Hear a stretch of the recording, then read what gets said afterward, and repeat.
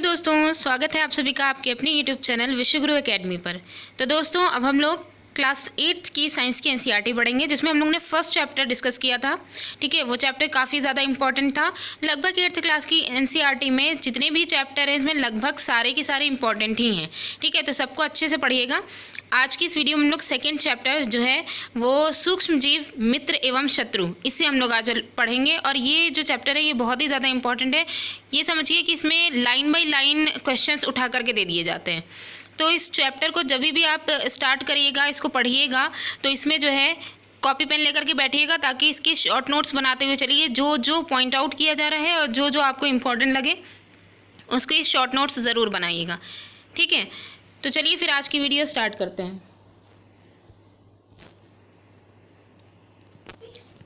देखिए इसमें क्या है, आपने अपने आसपास के स्थानों पर पौधों एवं जंतुओं सहित अनेक सजीव देखे हैं, परंतु कुछ जीव ऐसे भी हैं जिन्हें हम बिना यंत्र की सहायता से केवल आंखों से नहीं देख सकते।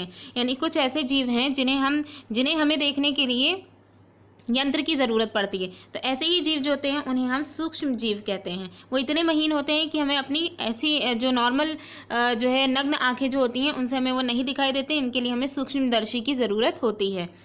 उदाहरण के लिए आपने देखा होगा कि वर्षा ऋतु में नम ब्रेड या रोटी सड़ने लगती है तथा इसकी सतह पर सफ़ेद काले धब्बों से, इसकी जो सतह होती है वो सफ़ेद काले धब्बों से ढक जाती है। इन धब्बों को आवर्धक लेंस की सहायता से देखिए।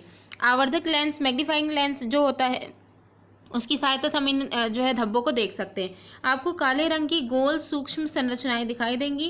क्या आप जानते हैं कि ये संरचनाएं क्या हैं, ये कहाँ से आई हैं? तो इन्हें हमें देखना है, इनकी जो है बारे में कि ये जो संरचनाएं हैं वो उसमें है क्या, कहाँ से आई हैं, तो इन्हीं को ही हमें जानना है। तो इसके लिए सबसे पहली जो हमारी हेडिंग है वो है सूक्ष्म जीव। तो इसे पढ़ने से पहले हमें एक क्रियाकलाप करना होगा, जिसे हमें यहाँ पे देखते हैं कि इसमें क्या है। पहले क्रियाकलाप में है, बगीचे अथवा मैदान में से एक बीकर में थोड़ी सी गीली मिट्टी लीजिए तथा इसमें जल डालिए। मिट्टी के कण बैठ जाने के पश्चात जल की एक बूंद स्लाइड पर ले करके सूक्ष्मदर्शी की सहायता से इसका प्रेक्षण कीजिए। आप क्या देखते हैं? तो ये वाला जो एक्सपेरिमेंट है और सेकंड वाला जो एक्सपेरिमेंट आएगा, इन दोनों का ही आंसर एंड में हमें मिलेगा। ठीक है, ये पहला एक्सपेरिमेंट था जिसमें हमें मिट्टी में जब हमने जल डाला तो उसके बाद जब उसमें मिट्टी बैठ जाने के बाद जो जल था उसका हमने यहाँ पे प्रेक्षण किया। सेकेंड वाले में देखिए क्या करते हैं। दूसरा क्रियाकलाप है, इसमें एक तालाब या पोखर से जल की कुछ बूंदें हमें लेनी है। कांच की स्लाइड पर उसे फैलाकर सूक्ष्मदर्शी की सहायता से इनका प्रेक्षण करना है। ठीक है, सेकेंड वाले में हमें तालाब से कुछ जल की बूंदें लेनी है। तो यहाँ पे है, क्या आपको सूक्ष्म जीव गति करते हुए दिखाई दे रहे हैं? ये जो हमने जल लिया, एक मिट्टी का और एक जो है तालाब की, मतलब तालाब की जो पानी है, तालाब में जो पानी था उसकी कुछ बूंदें ली। तो इन दोनों का जो हमने एक्सपेरिमेंट किया इसमें यही जो है पूछा गया है कि क्या इसमें कुछ सूक्ष्म जीव तैरते हुए दिखाई दे रहे हैं। तो देखिए, इन प्रेक्षणों से ये पता चलता है कि मिट्टी एवं पानी में अनेक छोटे छोटे सूक्ष्म जीव उपस्थित रहते हैं। यानी दोनों ही क्रियाकलाप से ये बात क्लियर हो गई कि जब सूक्ष्मदर्शी के द्वारा देखा गया तो इसमें छोटे छोटे सूक्ष्म जीव जो है उसमें तैरते हुए दिखाई दे। तो ये जो है बात क्लियर हुई कि जो पानी होता है, जो जल होता है या फिर जो मिट्टी होती है, इन दोनों में ही छोटे छोटे सूक्ष्म जीव उपस्थित होते हैं। ठीक है, उनकी उपस्थिति यहाँ पर क्लियर हो गई। सूक्ष्म जीव इतने छोटे होते हैं कि उन्हें बिना यंत्र की सहायता से नहीं देखा जा सकता। इनमें से कुछ, जैसे कि यहाँ पे ब्रेड पर उगने वाले जो कवक हैं, फंजाई है, उनको आवर्धक लेंस की सहायता से देखा जा सकता है। कुछ ऐसे हैं जैसे कि फंजाई वगैरह हैं, इन्हें आवर्धक लेंस की सहायता से देखा जा सकता है, जबकि अन्य बिना सूक्ष्मदर्शी की सहायता से नहीं देखते हैं। मतलब कि अन्य जितने भी सूक्ष्म जीव हैं वो बिना सूक्ष्मदर्शी, माइक्रोस्कोप जो होता है उसकी सहायता के बिना ये नहीं देखे जा सकते हैं। यही कारण है कि इन्हें सूक्ष्म जीव कहते हैं। यही रीज़न है कि इन्हें सूक्ष्म जीव, यानी बहुत इतने महीन जीव कि जिन्हें यंत्र की सहायता के बिना जो है नहीं देखा जा सके। सूक्ष्म जीवों को 4 मुख्य वर्गों में बांटा गया है। ये जो लाइन है ये बहुत ही इंपॉर्टेंट है कि सूक्ष्म जीव कौन कौन से हो सकते हैं। तो यहाँ पे 4 मुख्य वर्ग हैं। कौन कौन से हैं? जीवाणु, ठीक है, बैक्टीरिया, कवक, फंजाई, प्रोटोजोआ एवं कुछ शैवाल, एल्गी। ये चारों ही जो है 4 वर्ग हैं जिनमें सूक्ष्म जीवों को जो है रखा गया है और इन्हें सूक्ष्मदर्शी की सहायता से देखा जाता है। जीवाणु, शैवाल, प्रोटोजोआ एवं कवक के कुछ सामान्य सूक्ष्म जीव, जो कि यहाँ पे चित्र 2.1, 2.4 जो है इसमें इनके चित्र जो है कुछ पिक्चर्स दिखाई गई हैं, इन्हें अभी हम देखेंगे। नेक्स्ट आते हैं विषाणु, जिन्हें वायरस कहते हैं। ये भी सूक्ष्म होते हैं, परंतु वे अन्य सूक्ष्म जीवों से भिन्न होते हैं। अभी जो हम लोग ने 4 वर्ग जो पढ़े सूक्ष्म जीवों के, इनसे जो विषाणु यानी वायरस जो होते हैं ये इनसे भिन्न होते हैं। ये भी सूक्ष्म होते हैं लेकिन इनसे भिन्न होते हैं। वे केवल परपोषी में ही गुणन करते हैं। जो परपोषी होते हैं उन्हीं में ही ये गुणन करते हैं, अर्थात जैसे जीवाणु पौधे तथा जंतु कोशिका में गुणन करते हैं। तो मतलब परपोषी कौन हो गए? या तो जीवाणु हो गए, या फिर पौधे हो गए, या फिर जंतु कोशिकाएं हो गई। इन्हीं में ही ये अपनी जो है जनरेशन, जो भी अपनी मल्टीप्लिकेशन अपने जो करते हैं वो इन्हीं में ही गुणन करते हैं। ठीक है, विषाणु के भी चित्र दिखाए गए हैं नीचे। कुछ सामान्य रोग, यहाँ पे ये जो लाइन है ये बहुत इंपॉर्टेंट है कि इसमें यहाँ पे ये बताया गया है कुछ ऐसे रोग हैं जो बैक्टीरिया के द्वारा फैल रहे हैं, कुछ ऐसे रोग हैं जो वायरस के द्वारा फैल रहे हैं। तो कौन कौन से हैं उन्हें देख लेते हैं। कुछ सामान्य रोग जैसे कि जुकाम, ठीक है, इन्फ्लुएंजा, फ्लू एवं अधिकतर खांसी, ये सब विषाणु द्वारा होते हैं। ये सारे जो जुकाम है, इन्फ्लुएंजा है और खांसी वगैरह है, ये विषाणुओं के द्वारा होते हैं। कुछ विशेष रोग जैसे कि पोलियो है, खसरा है, ये भी विषाणु यानी वायरस से के द्वारा होते हैं। तो वायरस से होने वाले रोग कौन कौन से हो गए? जुकाम हो गया, इन्फ्लुएंजा हो गया, खांसी हो गई, अधिकतर जो है कुछ खांसियाँ होती हैं वो हो गई, और इसमें पोलियो हो गया, खसरा हो गया। ये सब जो है वायरस से होने वाले रोग हैं।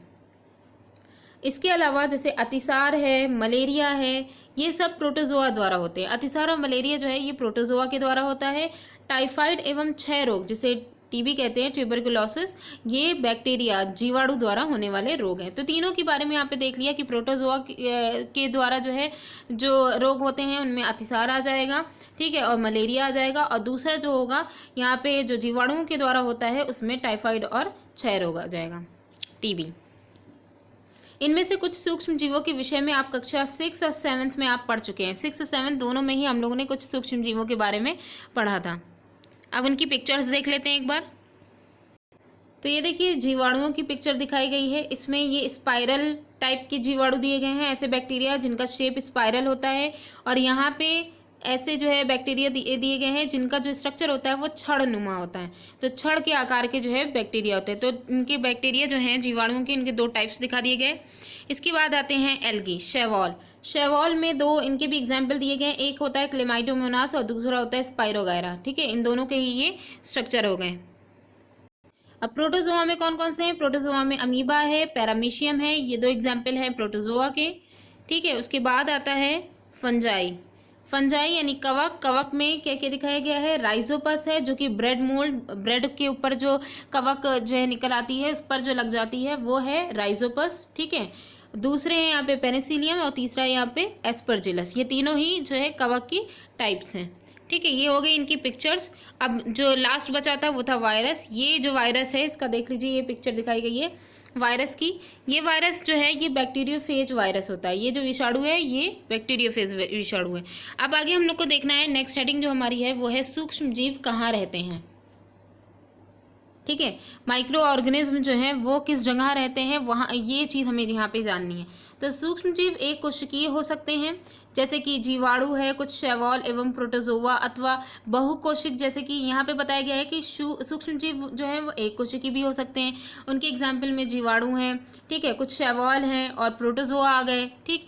और अथवा इसके अलावा जो सूक्ष्म जीव होते हैं वो बहुकोशिकीय भी होते हैं, मल्टी सेलुलर भी होते हैं, जैसे कि उनमें कई शैवाल आ जाएंगे एवं कई कवक आ जाएंगे, ठीक है। अब इनकी रहने की जो जगह है वो ये बर्फीली शीत से उष्ण गर्म क्षेत्रों तक हर प्रकार की परिस्थिति में जीवित रहते हैं। तो ये जो सूक्ष्म जीव हैं ये जो है कड़ी से कड़ी ठंडे स्थान और जो है बहुत ही ज़्यादा हार्श गर्म स्थान जो है वहाँ इन दोनों ही जगहों पे ये पाए जाते हैं, ठीक है। मतलब ये समझ लीजिए कि ज्वालामुखी की जो सरफेस होती है, इसका जो माउथ होता है जहाँ से लावा निकलता है, वहाँ पे भी जीवाणुओं की उपस्थिति पाई गई है। तो आप समझ सकते हैं कि कितनी हार्श कंडीशन में भी ये उपस्थित होते हैं, ये जीवित रह सकते हैं।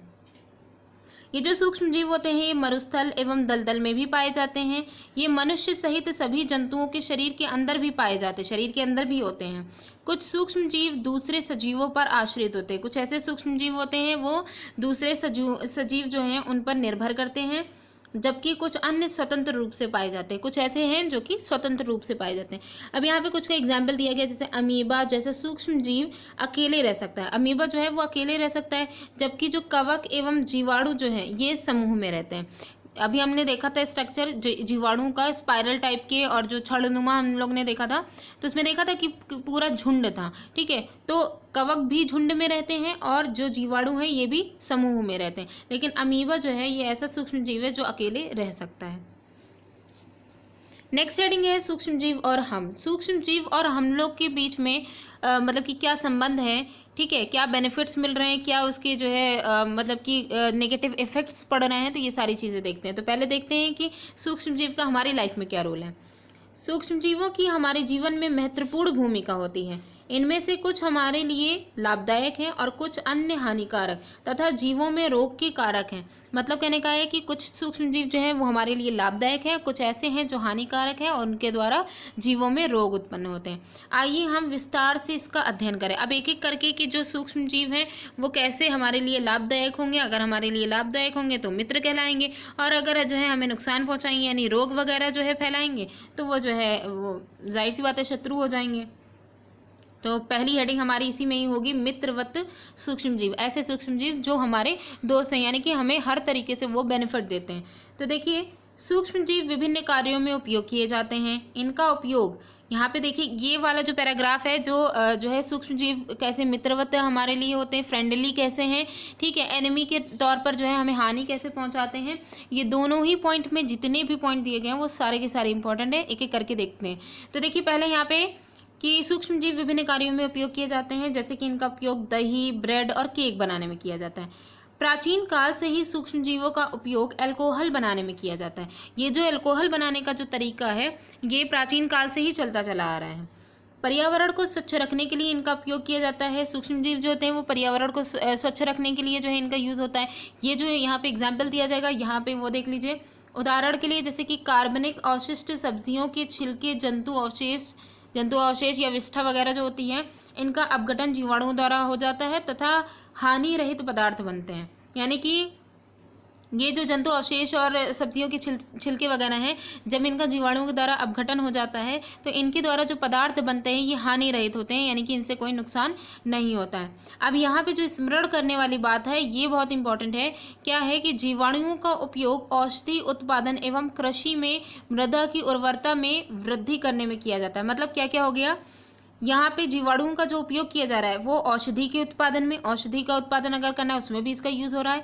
उसके साथ कृषि में मृदा की जो उर्वरता है, फर्टिलिटी है, उसमें वृद्धि करने में भी इसका यूज़ किया जाता है, जिससे नाइट्रोजन स्थिरीकरण होता है, नाइट्रोजन फिक्सेशन का ये काम करते हैं। नेक्स्ट हेडिंग है दही एवं ब्रेड बनाना। तो ये जो सूक्ष्म जीव हैं इनके द्वारा दही और ब्रेड में जो है उसमें ये कैसे क्या रोल निभाते हैं तो वो यहाँ पे देखते हैं। हमने कक्षा सेवन्थ की जो साइंस थी उसमें हम लोग ने ये पढ़ा था कि जीवाणु दूध को दही में परिवर्तित करते हैं। कैसे करते हैं इन्हें देखते हैं। तो पहली अपनी भी कुछ राय दे रही है कि हमने अपनी माँ को गर्म और गुनगुने दूध में थोड़ा सा दही मिलाते हुए देखा है, जिससे दही जम जाता है। हमें आश्चर्य हुआ ऐसा होता क्यों है, ठीक है। तो इसे भी देख लेते हैं। दही में अनेक सूक्ष्म जीव पाए जाते हैं। तो जो दही है उसमें कौन से जो है बैक्टीरिया पाए जाते हैं। दही जो होती है इसमें लैक्टोबैसिलस नामक जीवाणु प्रमुख है जो दूध को दही में परिवर्तित करते हैं। इनकी मात्रा, ये अनेक सूक्ष्म जीव दही में उपस्थित होते हैं और जो है दूध को कन्वर्ट कर देते हैं, क्योंकि दही की थोड़ी मात्रा उसमें डाली जाती है ना गुनगुने दूध में। तो उनको उसके अकॉर्डिंग जो है इनका टेम्परेचर जब मिलता है तो ये तेज़ी से जनन करते हैं। तो अब देखिए, ये जो जीवाणु हैं लैक्टोबैसिलस, ये क्या करते हैं, दूध में जनन करके उसे दही में परिवर्तित कर देते हैं। जीवाणु पनीर यानी चीज़, अचार एवं अनेक खाद्य पदार्थों के उत्पादन में सहायक हैं। रवा, सूजी, इडली एवं सूजी, रवा ही को सूजी कहते हैं, तो इडली एवं भटूरे का एक महत्वपूर्ण संगठक भी दही है। क्या आप अनुमान लगा सकते हैं कि ऐसा क्यों है। जीवाणु एवं यीस्ट चावल के आटे की किण्वन में सहायक होते हैं, जिससे इडली एवं डोसा बनता है। तो अगर ये क्वेश्चन आए कि इडली और डोसा जो है वो कैसे बनता है, तो इनके बनने में जीवाणुओं का ही सबसे बड़ा रोल होता है, ठीक है।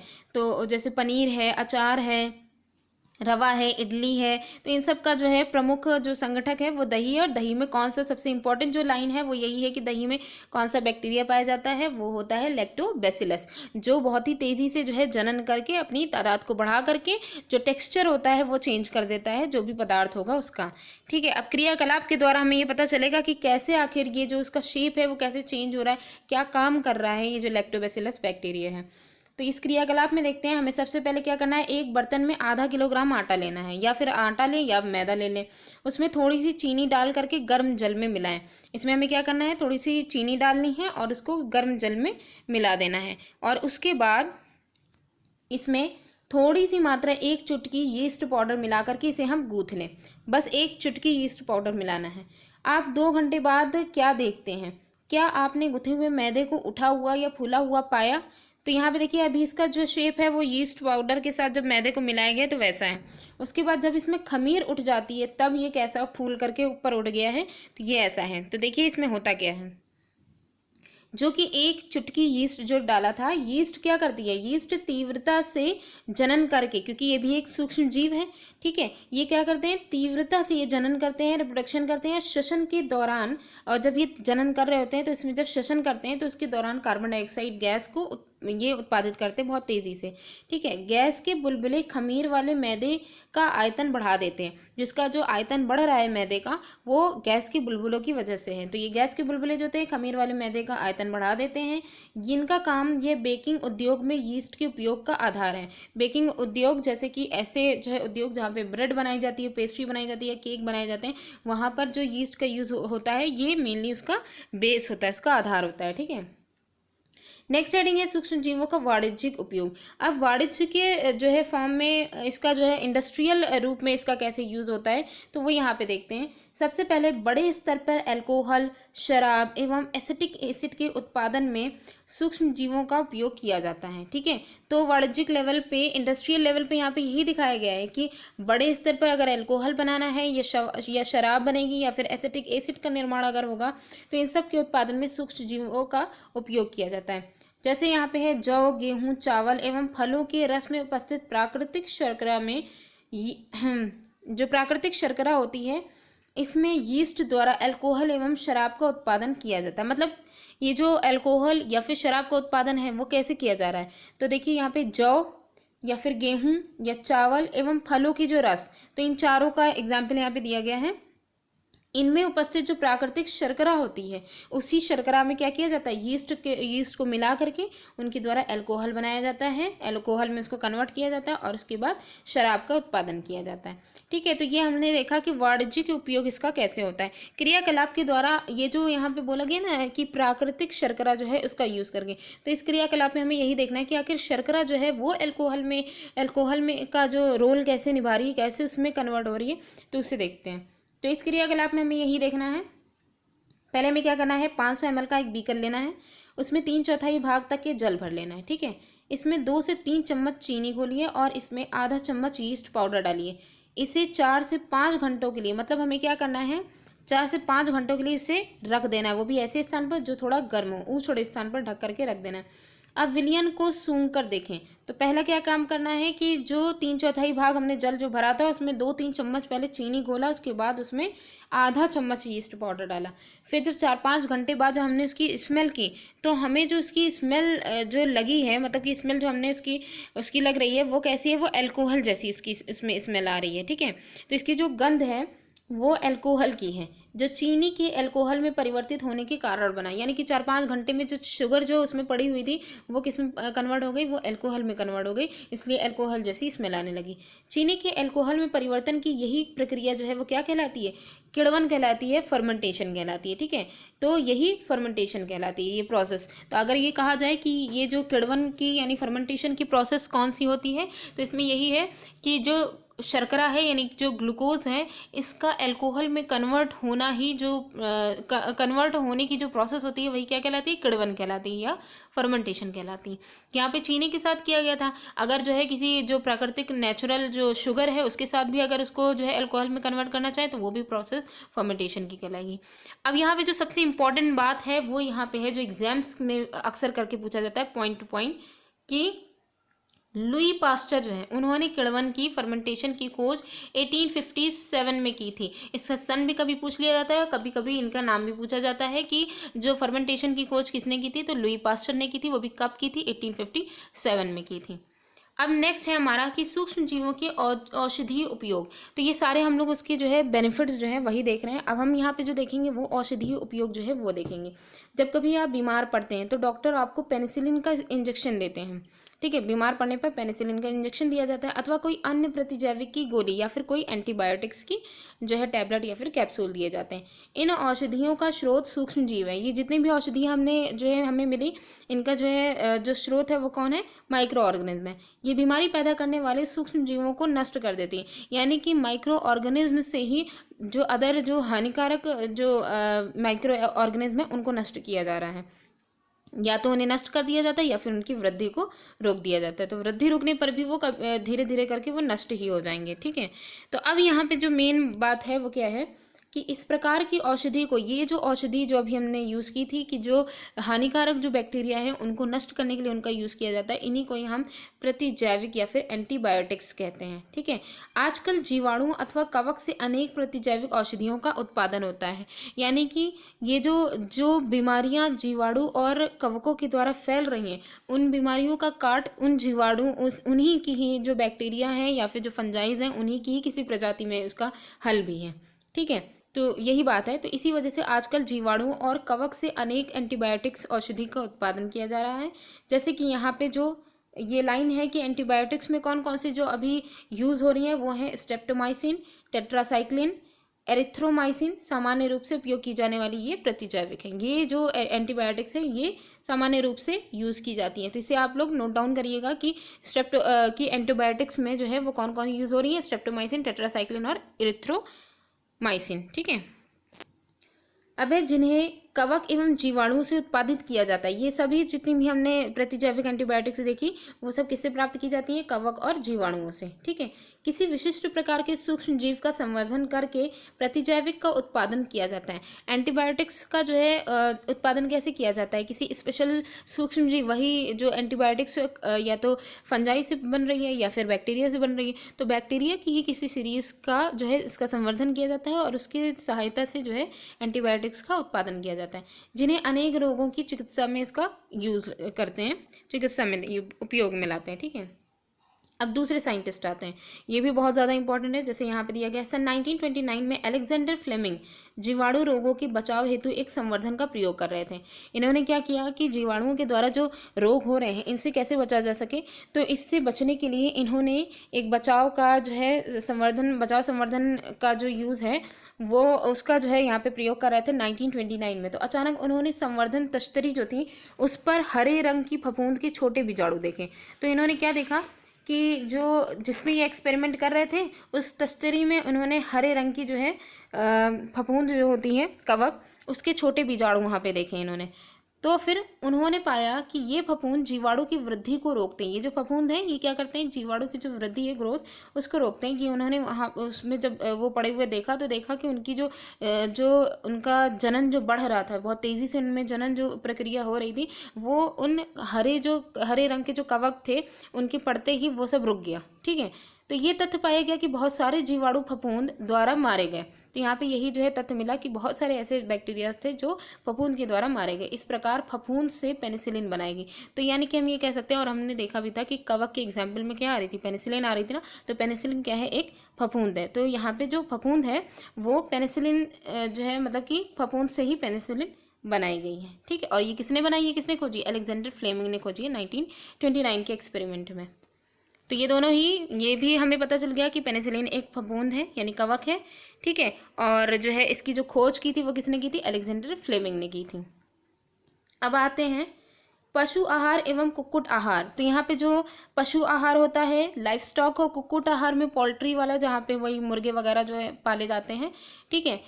इन आहारों में भी प्रतिजैविक मिलाए जाते हैं। जब इनको जो है पशुओं के लिए जो आहार तैयार किया जाता है, या फिर जो है जो मुर्गी वगैरह जो होते हैं, कुक्कुट पालन जब किया जाता है तो इनके लिए जो आहार तैयार किया जाता है, इसमें भी एंटीबायोटिक्स मिलाई जाती हैं, जिसका उपयोग पशुओं में सूक्ष्म जीवों का संचरण रोकना है, कि पशुओं में जाकर के जो सूक्ष्म जीव हैं वो जाकर के उनको हानि ना पहुँचाएं, उनको बीमार ना कर दें, तो उससे जो है उनके संचरण को रोका जाता है। प्रतिजैविक का उपयोग कुछ पौधों के रोग नियंत्रण के लिए भी किया जाता है। प्रतिजैविक जो है इनका जैसे पशुओं और कुक्कुट आहार में जैसे जिस तरीके से उनके शरीर में रोगाणु जो हैं या फिर सूक्ष्म जीवों का संचरण ना हो उसके लिए यूज़ किया जाता है, उसी तरीके से प्रतिजैविक का प्रयोग पौधों में भी किया जाता है, कि पौधों के भी रोग पर नियंत्रण करने के लिए इसका यूज़ किया जाता है। तो यहाँ पे कुछ बातें कही गई हैं, इस पर भी ध्यान दे देते हैं। क्या है? ध्यान रखना चाहिए कि डॉक्टर की सलाह पर ही प्रतिजैविक की दवाइयाँ लेनी चाहिए, यानी कि एंटीबायोटिक्स जो हम ले रहे हों तो हम डॉक्टर की सलाह पर ही लें, तथा उस दवा का कोर्स भी पूरा करें। जब भी हम एंटीबायोटिक लें तो उसका जो कोर्स होता है उसे ज़रूर पूरा करें। इसकी हानि क्या होती है ये हमें पता चलेगा, कि यदि आप प्रतिजैविक उस समय लेंगे जब उसकी आवश्यकता नहीं है, यानी कि एंटीबायोटिक ऐसे टाइम पे ले रहे हैं जब हमें उसकी कोई ज़रूरत नहीं है, हमारी जो बीमारी थी वो सही हो गई है, तो अगली बार जब आप बीमार होंगे तो आपको प्रतिजैविक की आवश्यकता होगी, क्योंकि ये जो बीमारी है, जैसे मान लीजिए फीवर आ रहा है तो फीवर आता रहता है, ठीक है, तो अगली बार अगर हम बीमार होंगे और हमें एंटीबायोटिक्स की ज़रूरत पड़ी तो वह उतनी प्रभावी नहीं होगी, क्योंकि हमने उस एंटीबायोटिक्स के अकॉर्डिंग अपनी बॉडी को तब ढाला जब हम ठीक थे, जब हमें ज़रूरत नहीं थी, ठीक है। उसके बाद इसके अतिरिक्त अनावश्यक रूप से ली गई जो प्रतिजैविक है वो शरीर में उपस्थित जो उपयोगी जीवाणु उन्हें भी नष्ट कर देती है, यानी कि जब हमें एंटीबायोटिक्स की ज़रूरत नहीं थी तब हमने अगर एंटीबायोटिक्स ली तो शरीर में जो हेल्दी जो बैक्टीरिया थे, जिन जो हमारे लिए बेनिफिटेड होते हैं, इन्हें ये ख़त्म कर देती हैं, क्योंकि हार्मफुल बैक्टीरिया तो हमें मिलेंगे ही नहीं उस समय। सर्दी जुकाम एवं फ्लू में ये लाइन बहुत इंपॉर्टेंट है, जो एक मिथ बन गया है कि सर्दी जुकाम जब भी होता है या फ्लू हो रहा होता है तो इसमें एंटीबायोटिक्स प्रभाव, मतलब तुरंत जो है डॉक्टर्स या और भी सलाहकार जो भी होते हैं वो कहते हैं एंटीबायोटिक्स ले लीजिए, क्योंकि हम जानते हैं कि सर्दी जुकाम और फ्लू जैसी जो बीमारी ये तो वायरल बीमारी है ना, तो वायरल बीमारी जो है इसमें प्रतिजैविक एंटीबायोटिक्स का क्या काम है? एंटीबायोटिक्स तो मेनली जो बैक्टीरिया होते हैं उनको जो है नष्ट करने का ये काम करती हैं, तो ये प्रभावशाली नहीं है, क्योंकि यह रोग विषाणुओं द्वारा होते हैं। ये जो रोग जितने भी बताए गए हैं ये विषाणु द्वारा होते हैं। तो यहाँ पर जितनी भी लाइन्स दी गई हैं इसमें से काफ़ी लाइन्स जो है वो एग्जाम्स की दृष्टि से एग्जैक्ट उठा करके दी जाती हैं, ठीक है। तो ये चीज़ हो गया। अब आगे देखते हैं, क्योंकि हम लोगों ने अब नेक्स्ट जो हमारा है वो है वैक्सीन। नेक्स्ट हेडिंग है वैक्सीन, ठीक है। अभी भी बेनिफिटेड जो बैक्टीरिया हैं उन्हीं का ही चल रहा है, क्योंकि अभी हानिकारक जीवाणुओं के बारे में अभी बात उनकी नहीं आई है। तो इसमें वैक्सीन जिसे टीका कहते हैं इसका क्या रोल है? शिशु एवं बच्चों को टीका क्यों लगाया जाता है? तो यहाँ पहले का क्वेश्चन है कि शिशु और बच्चे जो हैं उनको टीका क्यों लगाया जाता है? तो जब रोग कारक सूक्ष्म जीव हमारे शरीर में प्रवेश करते हैं तो उनसे लड़ने के लिए हमारा शरीर प्रतिरक्षी उत्पन्न करता है, यानी कि रोग फैलाने वाले जो सूक्ष्म जीव हैं वो बैक्टीरिया हो, फंजाई हो या कुछ भी हो, ठीक है, तो वो जब हमारे शरीर में प्रवेश करते हैं तो उनसे लड़ने के लिए हमारा जो इम्यून सिस्टम है वो पहले से ही तैयार हो, या हमारा इम्यून सिस्टम उनके अकॉर्डिंग उनके सामने खड़ा रहने के जो है लायक हो जाए, तो इसी के लिए ही जो है टीका लगाया जाता है। तभी इसी वजह से जो बच्चे होते हैं उनमें बचपन से ही वो टाइम ड्यूरेशन के अकॉर्डिंग जो है वो टीका लगाया जाता है, ताकि बच्चे जो ऐसी बीमारियां हैं जो उनको लग सकती हैं, जिनके लिए उनकी बॉडी में इम्यूनिटी नहीं है, तो ऐसी बीमारियों से वो बच सकें। तो शरीर को यह भी स्मरण रहता है कि वही सूक्ष्म जीव अगर हमारे शरीर में पुनः प्रवेश करते हैं तो उससे किस प्रकार लड़ा जाए। एक और जो है ये जो वैक्सीन होती है इसका बेनिफिट एक और चीज़ होता है, वो ये रहता है कि शरीर में ये एक जो है इमेजिनेशन बन जाती है कि उसकी जो है एक पहले से ही इम्यूनिटी पहले से ही बन के तैयार रहती है, कि उनको ये याद रहता है कि सूक्ष्म जीव जो अटैक कर चुके हैं वो जब दोबारा फिर से प्रवेश करें, क्योंकि वो तो एटमॉस्फेयर में है ही, फिर से वो अटैक कर सकते हैं, तो दोबारा जब वो प्रवेश करें तो वो कैसे वो जो है सूक्ष्म जीव है उनके साथ किस प्रकार लड़ा जाए, इसके लिए वो पहले से ऑलरेडी हमारे बॉडी का जो इम्यून है वो तैयार रहे, ठीक है। तो टीके का यहाँ पे भी बहुत बड़ा रोल है। अतः यदि मृत अथवा निष्क्रिय सूक्ष्म जीवों को स्वस्थ व्यक्ति के शरीर में प्रविष्ट कराया जाए तो शरीर की कोशिकाएं उसी के अनुसार लड़ने के प्रतिरक्षी उत्पन्न करके रोग कारक को नष्ट कर देती हैं। अब यहाँ पे क्या बात कही गई है कि यदि मृत, मरा हुआ या फिर निष्क्रिय सूक्ष्म जीव, यानी कि ऐसा सूक्ष्म जीव जो मरा हुआ है या फिर निष्क्रिय है, उनको स्वस्थ व्यक्ति के शरीर में प्रविष्ट कराया जाता है, हेल्दी पर्सन के शरीर में, तो शरीर की जो कोशिकाएं होती हैं वो उसी के अनुसार लड़ने की प्रतिरक्षी हो जाती हैं, यानी कि यहाँ पे एक देखा जाए तो जो इम्यूनिटी बन रही है हमारे बॉडी में, वो हमारा शरीर खुद बना रहा है, ठीक है। हमें बाहर से किसी चीज़ की ज़रूरत नहीं है, बस बाहर से हमें ऐसी चीज़ें हमको प्रोवाइड की जाती हैं कि जिनके अकॉर्डिंग हमारा जो बॉडी, हमें हमारी बॉडी जिसके संपर्क में कभी आई नहीं थी, वो जब ऐसे हानिकारक तत्व जो कि हमें हानि नहीं पहुंचा सकते हैं, लेकिन उनकी पूरी जो उनका मैन्युफैक्चर है वो एकदम अलग है, ठीक है। उनका जो उनकी बनावट, उनकी सारी चीज़ें बस हार्मफुल है, वो कुछ कर नहीं सकते। तो हमारी बॉडी उनसे लड़ने के लिए अपने आप को पहले ही से प्रिपेयर कर लेगी। तो जब वो जिंदा यानी कि जो है सही कंडीशन में हमारी बॉडी में प्रवेश करेंगे, तो हमारी बॉडी की जो सेना है इम्यूनिटी वाली, वो पहले से तैयार रहेगी। तो इसीलिए टीका लगाया जाता है। तो यहाँ पे वही चीज़ बताई गई है कि मृत अथवा निष्क्रिय सूक्ष्म जीवों को स्वस्थ व्यक्ति के शरीर में प्रवेश कराया जाता है, ताकि जो इम्यूनिटी है वो लड़ने के लिए, उसके अनुसार वो लड़ने के लिए एकदम तैयार हो जाए। यदि प्रतिरक्षी हमारे शरीर में सदा के लिए बनी रहती है, तथा मतलब कि ये जो प्रतिरक्षी, ये जो इम्यूनिटी है हमारे शरीर में इस प्रकार सदा के लिए बनी रहती है, तथा रोग कारक सूक्ष्म जीव से हमारी सदा के लिए सुरक्षा होती रहती है। टीके का यही एक बेनिफिट है कि जैसे पोलियो वगैरह का जो टीका लगाया जाता है, तो उसका रीज़न ये है, बच्चों को बचपन से ही जो है उसमें ढाला जाता है, ठीक है। कई बार ये सारे टीके लगते हैं, तो इसमें जैसे अभी हम लोगों ने देखा कि जो टीके ही की थ्रू ये जो मृत जीवाणु और वो सब हैं, उनको हमारी बॉडी में डाला जाता है, जिससे हमारी बॉडी जो है, हमारी बॉडी का इम्यून सिस्टम वो अपने आप ही उसमें उसके लड़ने के अकॉर्डिंग अपने आप को तैयार कर लेता है कि जब ऐसे बैक्टीरिया हमारे शरीर में जब जो है सही कंडीशन में प्रवेश करेंगे, तो हम उनको मतलब कि उनको हम अपने शरीर से बाहर निकाल सकें ईजिली, ठीक है। और ये इम्यूनिटी जो है वो हमेशा के लिए बन जाती है, ठीक है। तो आगे देखते हैं कि इस प्रकार की जो ये जो सिचुएशन बनी है, तो इसके लिए क्या चीज़ ज़रूरी है, और यहाँ पे जो एक साइंटिस्ट हैं उनके लिए भी यहाँ पे बताया गया। तो ये जो टीके हैं, ये कौन कौन से जो है अब तक के आ चुके हैं। तो ये जो इसी को टीका या वैक्सीन, मतलब कि ये जो अभी हम लोगों ने जो पढ़ा, यही क्या है, टीका या फिर वैक्सीन की तरह कार्य करते हैं। जैसे हैजा, क्षय, चेचक तथा हेपेटाइटिस जैसी अनेक बीमारियों को वैक्सीन टीका द्वारा रोका जाता है। ये जो बीमारियां हैं, ये अक्सर करके घूम घूम करके जो ये आती रहती हैं, ठीक है। मतलब कि ये हमारे वातावरण में, ये हैजा है, क्षय रोग है, ट्यूबरकुलोसिस, ठीक है, चेचक है, हेपेटाइटिस है, तो ये सब हमारे जो एटमॉस्फेयर में ऑलरेडी मौजूद रहते हैं, कभी ना कभी उनका सीज़न आता रहता है हर साल, ठीक है। तो इससे जो मनुष्य है वो पहले से ही प्रिपेयर रहे, पहले से ही उसका हथियार बना रहे, तो इस वजह से उसकी वैक्सीन तैयार कर दी गई है। वो वैक्सीन एक टाइम ड्यूरेशन के अकॉर्डिंग जो है लगा दी जाती है, जिससे बॉडी ऑलरेडी मेंटेन रहती है इस तरीके की बीमारी से। तभी हमें हैजा और क्षय और चेचक या हेपेटाइटिस जैसी बीमारियों से बच सकते हैं, ठीक है। तो इनके लिए जो है वैक्सीन तैयार है। अब यहाँ पे एक है एडवर्ड जेनर। एडवर्ड जेनर जो है, ये एक साइंटिस्ट हैं जिन्होंने चेचक के लिए 1798 में चेचक के टीके की खोज की थी। तो ये ध्यान रखिएगा, ये भी लाइन बहुत इंपॉर्टेंट है कि चेचक की खोज किसने की थी। तो पहला क्वेश्चन तो यही हो जाएगा, एडवर्ड जेनर ने की थी। दूसरा, कब की थी, 1798 में चेचक जो है उसके टीके का मतलब कि उसका टीका वैक्सीन जो है वो इन्होंने तैयार की थी, एडवर्ड जेनर ने 1798 में। अब है कि आपके बचपन में आपको भी अनेक रोगों से रक्षा करने के लिए वैक्सीन्स लगाए गए होंगे। क्या आप इन रोगों की सूची तैयार कर सकते हैं कि आखिर किसकी किसकी जो है बचपन से ही टीके लगे हैं।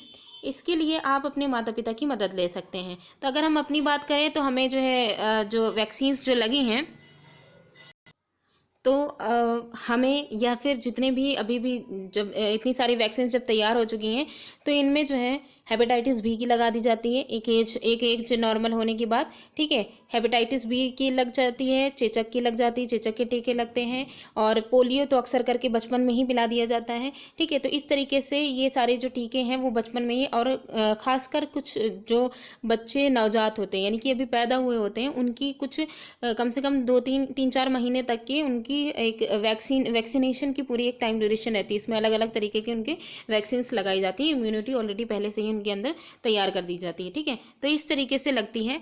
आगे देखते हैं, आवश्यक टीके निकट के लिए मतलब कि आवश्यक टीके निकट के अस्पताल में उपलब्ध होते हैं बच्चों को पोलियो से बचाने के लिए। तो ये जाहिर सी बात है, ये सब जो टीके वगैरह जो वैक्सीन वगैरह हमको लगती है, ये हम हॉस्पिटल में जाके लगाते हैं, या फिर जो हॉस्पिटल के जो मेंबर्स होते हैं वो जो है मतलब कि उन लोग का जो राउंड होता है अलग अलग एरियाज़ में, तो वो लोग अपना कैंप लगा करके टीके लगाते हैं। तो कई तरीके से जो है ये टीके लगते हैं। तो बच्चों को पोलियो से बचाने के लिए आपने टेलीविज़न एवं समाचार पत्र में पोलियो के टीकाकरण के विज्ञापन यानी पल्स पोलियो जिसे कहते हैं वो देखे होंगे, ठीक है। पल्स पोलियो में पोलियो ड्रॉप बच्चों को दिया जाता है और दिया जाने वाला वास्तव में एक टीका। तो एक तरह से देखा जाए कि वैक्सीनेशन का मतलब यही नहीं होता है कि इंजेक्शन के थ्रू टीका आपके लगे, ठीक है। जैसे ये पोलियो होता है तो इसमें क्या होता है, बच्चे के मुंह में बस 2-3 ड्रॉप्स डाल दी जाती हैं पोलियो ड्रॉप की, ठीक है। पल्स पोलियो की 2-3 ड्रॉप्स डाल दी जाती है। तो ये भी एक तरीके का टीका है, इसमें कोई जो है इंजेक्शन नहीं इंजेक्ट किया जाता है, ठीक है। तो यहाँ पे अगर देखें तो ये लाइन बहुत इंपॉर्टेंट है कि जो पोलियो ड्रॉप होती है वो बच्चों को जो दिया जाने वाला वास्तव में एक टीका है, एक वैक्सीन है। चेचक के विरुद्ध विश्वव्यापी अभियान चलाया गया।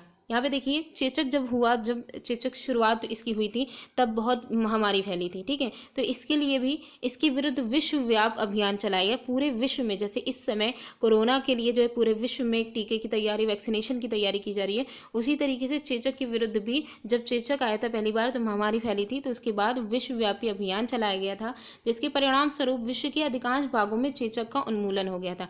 तो इसका रीज़न यही निकला था कि जो है अधिकांश एरिया ऐसे थे जिसमें से चेचक एकदम जड़ से खत्म हो चुका था, ठीक है। आजकल सूक्ष्म जीवों से टीके का उत्पादन बड़े स्तर पर किया जाता है, जिसमें मनुष्य एवं अनेक जंतुओं को अनेक रोगों से बचाया जाता है। तो यहाँ पे जो सूक्ष्म जीव हैं उन्हीं से ही टीके का उत्पादन किया जाता है, जिससे जो है मनुष्य या जंतुओं को जो है रोगों से बचाया जाता है। अब ये जो सूक्ष्म जीव हैं इनका मिट्टी की उर्वरता में जो वृद्धि, मिट्टी में जो फर्टिलिटी बढ़ाने का जो काम है उसमें सूक्ष्म जीवों का क्या रोल है, तो उसे देख लेते हैं। कुछ जीवाणु जैसे नीले हरे शैवाल, कुछ जीवाणु हैं, ठीक है, कुछ बैक्टीरिया हैं या फिर नीले हरे शैवाल हैं, ब्लू ग्रीन एल्गी, ये क्या करते हैं, वायुमंडलीय नाइट्रोजन का स्थिरीकरण करते हैं। तो यहाँ पे ध्यान रखिएगा कि कुछ ऐसे बैक्टीरिया भी हैं जो कि वायुमंडल में पाई जाने वाली जो नाइट्रोजन है उसका फिक्सेशन करते हैं, और ब्लू ग्रीन एल्गी जो होती हैं ये भी करते हैं। इस प्रकार मृदा में नाइट्रोजन का संवर्धन होता रहता है, नाइट्रोजन मिलती रहती है, तथा मतलब नाइट्रोजन का कल्चर होता रहता है और उसकी उर्वरता में वृद्धि आती रहती है। जो मिट्टी है उसकी फर्टिलिटी जो है वो बढ़ती रहती है। इन्हें सामान्यतः जैविक नाइट्रोजन स्थिरीकारक कहते हैं। ये जो यहाँ पे दिए गए हैं जीवाणु और ब्लू ग्रीन एल्गी, इन्हें जैविक नाइट्रोजन स्थिरीकरण कहते हैं, ठीक है। जो नाइट्रोजन फिक्सेशन मतलब फिक्सेटर इनको कहते हैं, ठीक है। तो ये जो नाइट्रोजन स्थिरीकारक हैं इनमें कौन कौन से आ जाएंगे, साइनोबैक्टीरिया, साइनोबैक्टीरिया ही नीले हरे शैवाल होते हैं। तो यहाँ पे आप देख सकते हैं कि इनका जो है स्ट्रक्चर दिखाया गया नीले हरे शैवाल का, ठीक है। इनका दूसरा नाम साइनोबैक्टीरिया है। अब आगे ये तो हो गया कि जो मृदा है इसकी उर्वरता, उसकी फर्टिलिटी को बढ़ाने में भी सूक्ष्म जीवों का बहुत बड़ा रोल है। आगे है कि पर्यावरण को अगर शुद्धिकरण करना है, पर्यावरण का शुद्धिकरण करना है तो उसमें भी जो अब है पर्यावरण के शुद्धिकरण, पर्यावरण की सफाई के लिए जो है ये जो सूक्ष्म जीव हैं उनका क्या रोल है उसे देखते हैं।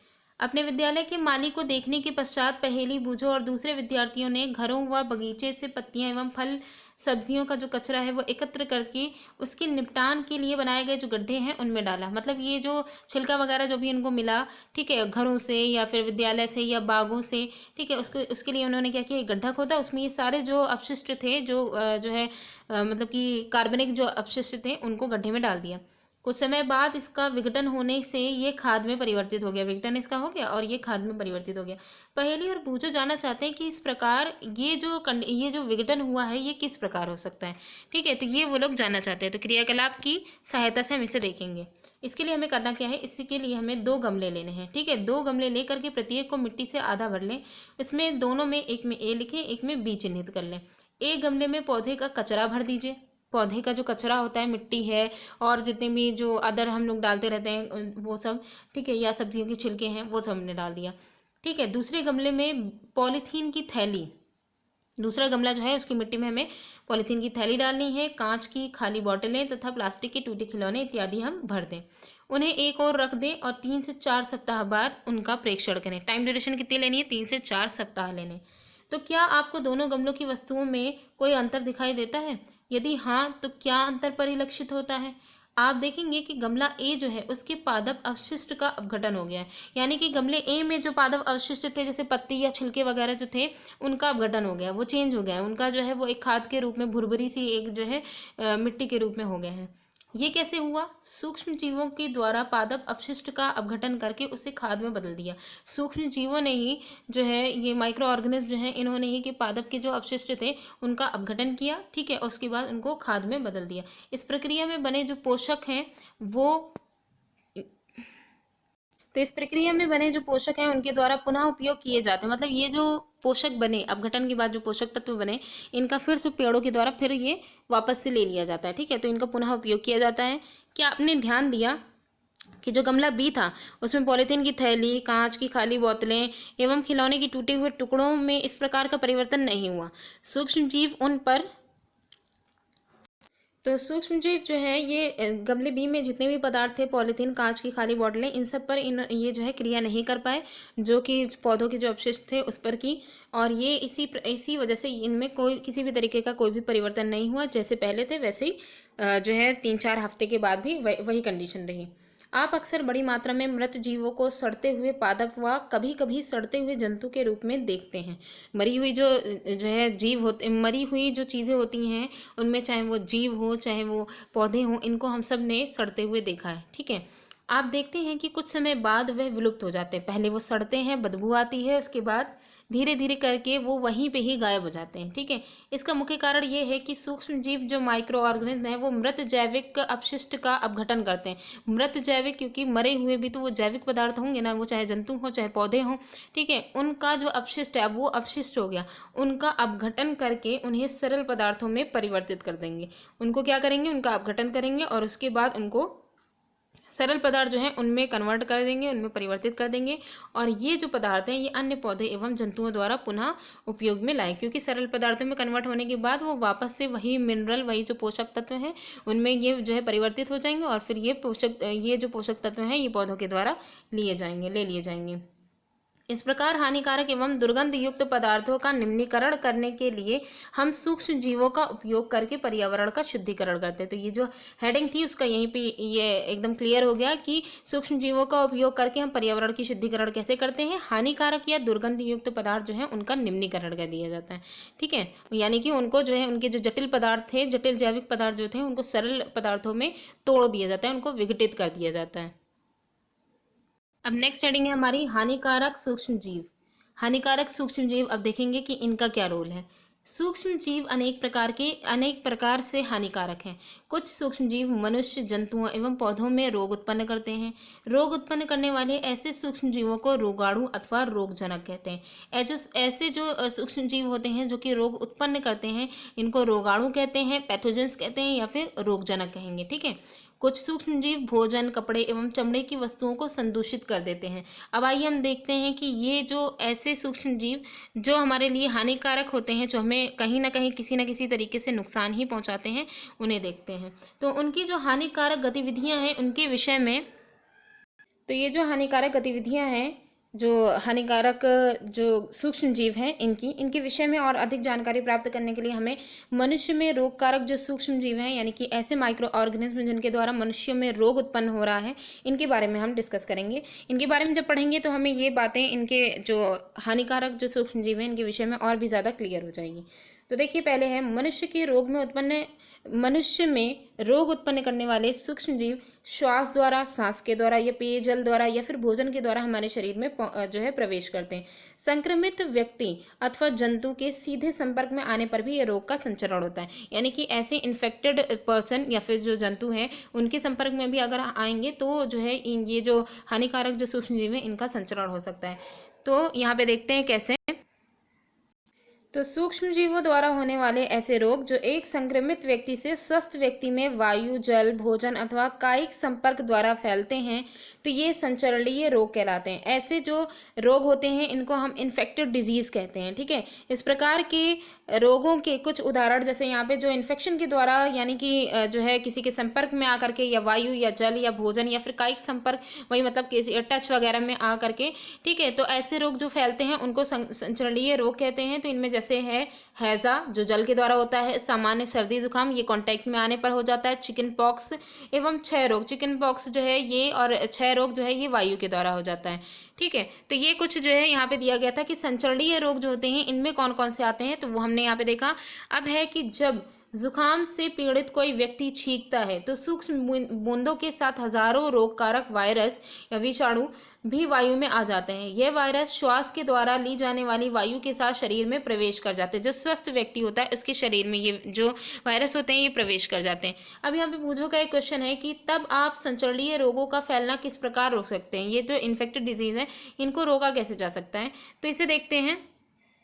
हमें छींकते समय अपने मुंह, इनको रोकने का बस यही एक तरीका है कि हमें जब हम छींकें तो अपने मुंह पर एवं नाक पर एक रुमाल रख लेना चाहिए।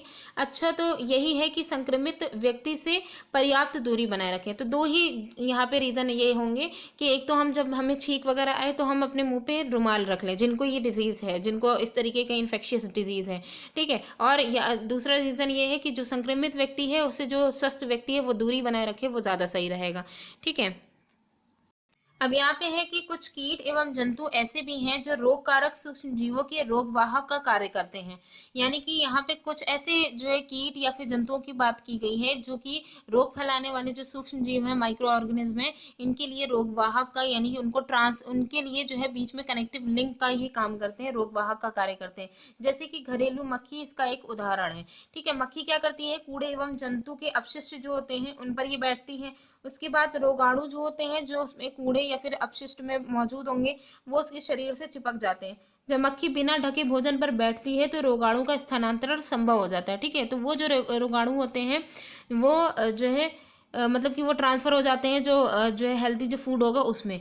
जो भी व्यक्ति ऐसा संदूषित भोजन करेगा, ऐसा जो अब वो जो भोजन है वो इन्फेक्टेड हो गया, अब उससे जब वो खाएगा तो वो भी बीमार पड़ने की इसकी संभावना पूरी हो जाती है। अतः ये सलाह दी जाती है कि भोजन को सदा ही ढक कर रखा जाना चाहिए, बिना ढके भोजन को खाने से बचना चाहिए। इसीलिए कहा जाता है कि जो जंक फूड वगैरह जो बाहर मिलते हैं उन्हें नहीं खाना चाहिए। इसका सबसे बड़ा रीज़न यही है कि इसमें जो मक्खियाँ अक्सर करके जितने भी फूड वगैरह होते हैं उन पर हम सब ने देखा है कि इसमें किस तरीके से मक्खियाँ भिन बनाती रहती है, वो कहाँ कहाँ बैठ करके वहाँ जाके बैठती होंगी। अब जैसे एक और यहाँ पे कीट की बात मक्खी के बारे में हो गई, तो उसके बाद जो है ये नेक्स्ट है मादा एनोफिलीज। मादा एनोफिलीज मच्छर जो होता है इसका एक अन्य उदाहरण है। पहला एग्जाम्पल जो है हाउस फ्लाई का दिया गया था, दूसरा मादा एनोफिलीज के बारे में कहा गया है। ये जो मच्छर होता है मॉस्किटो, ये प्लाज्मोडियम जो मलेरिया परजीवी होता है इसका वाहक होता है। मलेरिया का जो परजीवी होता है इसको इसकी जो है ट्रांसफ्यूजन का ये काम करता है। कौन?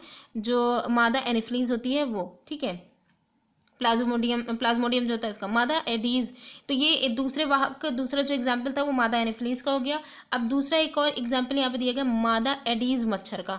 तो मादा एडीज मच्छर जो होती है ये डेंगू वायरस का वाहक है। तो डेंगू वायरस जो है इन सब ये वायरस जो है ये ट्रांसफ़र किए जाते हैं, ठीक है, किसके द्वारा? मच्छरों के द्वारा। तो यहाँ पे डेंगू वायरस भी इनका जो वाहक है वो मादा एडीज मच्छर है, और जो है यहाँ पे मलेरिया जो दिया गया था उसका मादा एनोफिलीज है। तो इन दोनों का ही क्वेश्चन पूछा जाता है, बहुत ज़्यादा इंपॉर्टेंट। तो ये डेंगू का तो बहुत ही है क्योंकि जो मलेरिया है ये तो कॉमन हो चुका है, ठीक है, फिर भी ये पूछा जा सकता है। लेकिन डेंगू के लिए यही पूछा जाता है कि डेंगू का जो वाहक है वो क्या है। तो डेंगू का जो वाहक है वो मादा एडीज मच्छर होता है, ठीक है। हम मलेरिया अथवा डेंगू का नियंत्रण किस प्रकार कर सकते हैं, तो आइए देखते हैं। पहले यहाँ पे पिक्चर आप देख लीजिए, ये मादा एनोफिलीज मच्छर की दिखाई गई है, ठीक है। अब पहेली जो है वो भी कुछ पूछना चाह रही क्या है, अध्यापक हमसे ऐसा क्यों कहते हैं कि अपने आसपास पानी एकत्रित ना होने दो। तो ये थोड़ा जो है सोच में है, तो आइए देखते हैं कि ऐसा क्यों कहते हैं। सभी मच्छर जल में उत्पन्न होते हैं। ये सभी जानते हैं कि जो मच्छरों की जो पैदावार होती है वो जल से ही होती है, और ऐसा जल जो काफ़ी समय तक के जो है स्थिर है, रखा हुआ है, ठीक है।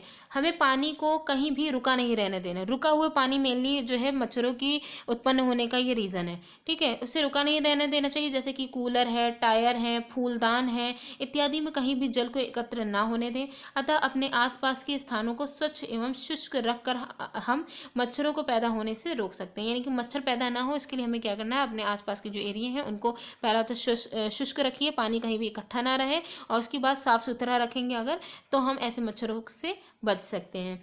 ऐसे उपायों की सूची बनाने का प्रयास कीजिए जिसे अपनाकर मलेरिया को फैलाने से रोका जा सके। तो यहाँ पे इन्होंने कहा है कि सूची बनाइए ऐसे जो है उपायों की जिनको अगर हम यूज़ करेंगे उनसे तो हम मलेरिया से यहाँ पे बच सकते हैं, ठीक है। ये जो सीरीज़ है, ये जो सारणी है, ये बहुत ही ज़्यादा इंपॉर्टेंट है क्योंकि इसमें सारी जो अभी तक के हम लोग ने पढ़ा था उसका पूरा एक जैसे एक सारांश होता है वो यहाँ पे दे दिया गया है।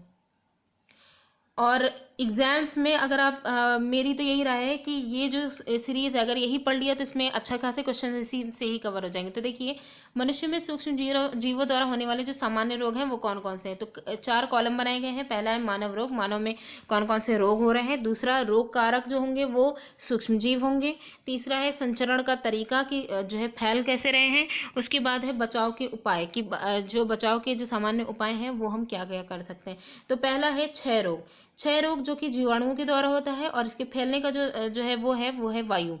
फिर दूसरा है खसरा, मीजल्स, ये वायरस के द्वारा होता है, ये भी वायु के द्वारा फैलता है। चिकन पॉक्स जो होता है ये भी वायरस के द्वारा होता है, ये भी वायु के सीधे संपर्क से फैलता है चिकन पॉक्स। पोलियो जो होता है ये भी वायरस के द्वारा होता है और ये भी वायु और जल दोनों के द्वारा फैलता है। ठीक है, अब इसमें बचाव के उपाय क्या है। रोगी व्यक्ति को पूरी तरह से अन्य व्यक्तियों से अलग रखना चाहिए। इनमें जितनी भी डिजीज दी गई हैं, क्षय रोग है, खसरा है, चिकन पॉक्स है, पोलियो, ये जिसको भी अगर हो जा रहा है तो उसमें जो है इन्फेक्टेड पर्सन जो है उसको पूरी तरीके से जो स्वस्थ मनुष्य हैं उनसे अलग रखना चाहिए। रोगी की व्यक्तिगत वस्तुओं को अलग रखना चाहिए और उचित समय पर इनका टीकाकरण करना, मतलब उनको टीकाकरण होता रहना चाहिए, उनको इंजेक्शन लगते रहें। और फिर उसके बाद इनकी जो खाने पीने की उनको रखें भी अलग रूम में, और खाने पीने के जो इनके बर्तन वगैरह हैं उनको भी अलग रखा जाए उन लोगों से जो स्वस्थ हैं। ठीक है, जिनको ये बीमारी नहीं है। दूसरा है यहाँ पे हैजा। हैजा जो होता है ये जीवाणु से होता है, ये जल और भोजन के द्वारा फैलता है। ठीक है, जो इन्फेक्टेड जल और भोजन होता है। टाइफाइड जो होता है ये भी जीवाणुओं के द्वारा होता है, ये जल से फैलता है। अब इसके लिए क्या है, व्यक्तिगत स्वच्छता एवं अच्छी आदतों को अपनाना। इसके लिए इससे बचने का जो तरीका है वो यही है कि व्यक्तिगत स्वच्छता रखिए और अपनी जो आदतें हैं उसमें अच्छी आदतों को अपनाइए। भली भांति पके भोजन, उबला पेयजल एवं टीकाकरण करिए। यानी कि अच्छे से जो पके भोजन है, जैसे कि जो धीमी आंच में जो पकते हैं, ठीक है, उनमें जो है मतलब फायदेमंद बैक्टीरिया रहते हैं वो उसमें बचे रहते हैं, हानिकारक उसमें से नष्ट हो जाते हैं। ठीक है, तो उनको जो है ऐसे भोजन यूज़ करें, उबला हुआ पेयजल जो है उबला पानी पिएं और टीकाकरण भी साथ में करते रहें। नेक्स्ट है हेपेटाइटिस ए। हेपेटाइटिस ए जो होता है ये वायरस से फैलने वाला रोग है और ये जल के द्वारा फैलता है। इससे बचाव के लिए क्या कर सकते हैं हम, उबले हुए पेयजल का उपयोग और टीकाकरण करें। मतलब इसका जब भी किसी को हेपेटाइटिस ए अगर हो जाए तो इसके लिए मेनली उबला हुआ पानी पिए। ठीक है, ताकि उसमें से जितने भी हानिकारक जो है तत्व हैं या जो सूक्ष्म जीव हैं वो सब जो है नष्ट हो जाए, और उसके साथ ही साथ इसका वैक्सीनेशन भी होता रहे। नेक्स्ट एंड लास्ट है मलेरिया। मलेरिया जो है वो प्रोटोजोआ से होता है, ये मच्छर के द्वारा फैलता है, इसका जो वाहक है वो मच्छर है। इसके लिए हमें क्या करना चाहिए, इसके लिए मच्छरदानियों का प्रयोग करें, मच्छर भगाने के रसायन का प्रयोग करें, जैसे कॉयल वगैरह यूज़ किया जाता है, या जो है गुड नाइट मतलब कि गुड नाइट कॉयल वगैरह जो यूज़ किया जाता है, ठीक है, उनका यूज़ करें। कीटनाशक का छिड़काव करें, स्प्रे भी आते हैं। और मच्छर की प्रजनन रोकने के लिए जल को किसी भी स्थान पर एकत्र ना होने दें। ये भी बात है कि अगर मच्छर की प्रजनन को रोकना है तो उसको जल को एकत्रित ना होने दें। या फिर ऐसा है कि जैसे मान लीजिए गर्मियां हैं, ठीक है, तो गर्मियों में कूलर वगैरह की ज़रूरत पड़ती ही है हर हाल में, तो हम कब तक ये चेंज करते रहेंगे। तो इसमें हम एक काम कर सकते हैं कि जैसे कि जो है कूलर है उसमें पानी जो इकट्ठा हुआ है उसमें हम मिट्टी का तेल डाल दें, जिससे मच्छरों की प्रजनन जो है वो रुक जाएगा, वो मतलब कि वो वहाँ पर रुक जाएगा। और फ्रिज के पीछे जो पानी जमा होता है या जिस जगह भी जमा होता है, गड्ढे वगैरह अगर अब हमारे घर के आसपास हैं तो उसमें भी हम मिट्टी का तेल वगैरह डाल दें, जिससे कि जो मच्छरों की प्रजनन की जो क्षमता है वो रुक जाएगी। ठीक है, तो ये थे कुछ रोग थे जो मनुष्य में होने वाले थे, और उनसे मतलब कि उनके वाहक और किससे हो रहे थे, किन सूक्ष्म जीवों के द्वारा हो रहे थे, और फिर उनसे बचने वाले जो उपाय थे, इन सब को हमने यहाँ पे देखा। अब आगे देखते हैं मनुष्य में होने वाले कुछ सामान्य रोग और उनके फैलने और रोकने के कुछ उपाय हम लोग ने ये जो सीरीज दी गई थी इसमें हमने देखा। नेक्स्ट हेडिंग है हमारी जंतुओं में रोग कारक जीवाणु। अब जंतुओं में, ये तो मनुष्य की बात हो गई, जो जंतु हैं उनमें रोग फैलाने वाले जो जीवाणु हैं उनका क्या रोल है। तो अनेक सूक्ष्म जीव केवल मनुष्य एवं पौधों में ही रोग के कारक नहीं है, वरन वे दूसरे जंतुओं में भी रोग फैलाते हैं। कुछ ऐसे सूक्ष्म जीव हैं जो पौधे और जंतुओं में के अलावा दूसरे जो जंतु हैं उनमें भी फैलाते हैं रोग। इनका भी देखिए यहाँ पे ये जो साइंटिस्ट हैं इनका एग्जैक्ट इनका भी पूछा जाता है।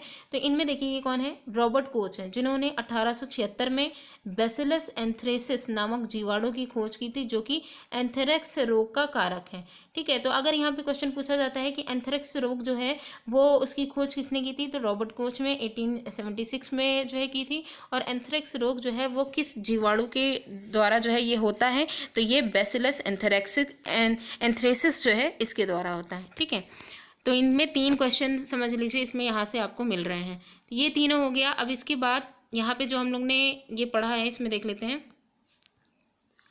कि जो जंतुओं में रोग उत्पन्न कर रहे हैं उनमें कौन कौन से हो जाएंगे। तो अभी हम लोग ने जो एंथ्रेक्स के बारे में देखा वो भी एग्जाम्पल में आएगा। उदाहरण के लिए जैसे एंथ्रेक्स है मनुष्य एवं मवेशियों में होने वाला भयानक रोग है जो जीवाणु द्वारा होता है। एंथ्रेक्स में होता क्या है, तो यहाँ पे ये देखिए किसने खोज की, 3 क्वेश्चन तो वहीं बन गए थे कि किससे होता है, तो बेसिलस एंथ्रेसिस जो है इससे होता है, ये एक जीवाणु है, ठीक है। और दूसरा इसकी खोज किसने की थी और किस सन में की थी, ठीक है। अब यहाँ पे एग्जाम्पल यहाँ पे ये दिया गया है जो एंथ्रेक्स में होता क्या है, ये मनुष्य एवं मवेशी दोनों में ही ये रोग हो जाता है। और ये भयानक रोग है, कैसे, क्योंकि ये जो जीवाणु के द्वारा ये होता है, ठीक है। इसमें तो ये जो एंथ्रेक्स बीमारी है इसके द्वारा गाय जो होती है उसके खुर एवं मुंह का रोग इस वायरस से इसके द्वारा होता है। इसमें मेनली इसका खुर और मुंह जो होता है उसमें सड़न होने लग जाती है, ठीक है। नेक्स्ट हेडिंग है हमारी पौधों में रोग उत्पन्न करने वाले सूक्ष्म जीव। पौधों में जो रोग उत्पन्न करने वाले हैं वो कौन कौन से सूक्ष्म जीव हैं उन्हें देखते हैं। अनेक सूक्ष्म जीव गेहूं, चावल, आलू, गन्ना, संतरा, सेब इत्यादि पौधों में रोग के कारक होते हैं। जैसे रोग के कारण फसल की उपज में कमी आ जाती है। अब ये रोग जब हो जाता है तो फसल की जो उपज है उसमें जो मेनली जो पौधे लगे हुए हैं उनमें तो जो है रोग हो गया है, तो उनकी वृद्धि है इनमें काफ़ी सारी चीज़ों में रोक लग जाती है, ठीक है। तो इससे क्या होगा, उनकी उपज होगी उसमें भी कमी आ जाएगी। अब यहाँ पे एक जो है सारणी दी गई है उसमें कुछ पादप रोग दर्शाए गए हैं। जैसे मनुष्य में होने वाले रोग को जो है सीरीज के द्वारा समझाया गया था, वैसे इसमें भी दिखाया गया है। कुछ रसायनों का प्रयोग करके इन सूक्ष्म जीवों पर नियंत्रण पाया जा सकता है। तो ये जो सूक्ष्म जीव हैं जो कि पौधों में बीमारी फैला रहे हैं, इन पर कुछ रसायनों के द्वारा उनका यूज करके इन पर नियंत्रण किया जा सकता है। अब हम नीचे जो सारणी है उसे देख लेते हैं। इस सारणी में देखिए सूक्ष्म जीवों द्वारा पौधों में होने वाले कुछ सामान्य रोग हैं। 3 इसमें कॉलम बनाए गए हैं। पादप रोग है, सूक्ष्मजीवी है, संचरण का तरीका, किससे फैल रहे हैं। तो पहला है नींबू में कैंकर रोग। जो सिट्रस कैंकर रोग होता है नींबू में, ठीक है, वो किसके द्वारा होता है, जीवाणु के द्वारा होता है। और ये फैलता किसके द्वारा है, वायु के द्वारा। दूसरा है गेहूं की रस्ट ऑफ वीट जो कहते हैं, ये कवक के द्वारा होता है, फफूंद के द्वारा होता है। ये वायु एवं बीज दोनों के द्वारा ही फैलता है, कवक के जो बीज होते हैं उनके द्वारा, ठीक है। इसके बाद तीसरा है भिंडी की पीत। भिंडी में जो पीत जो डिसीज होती है ये वायरस के द्वारा होती है, ये कीटों के द्वारा फैलती है, ठीक है। तो ये कुछ पादप जो डिजीज थी उनके बारे में देखा।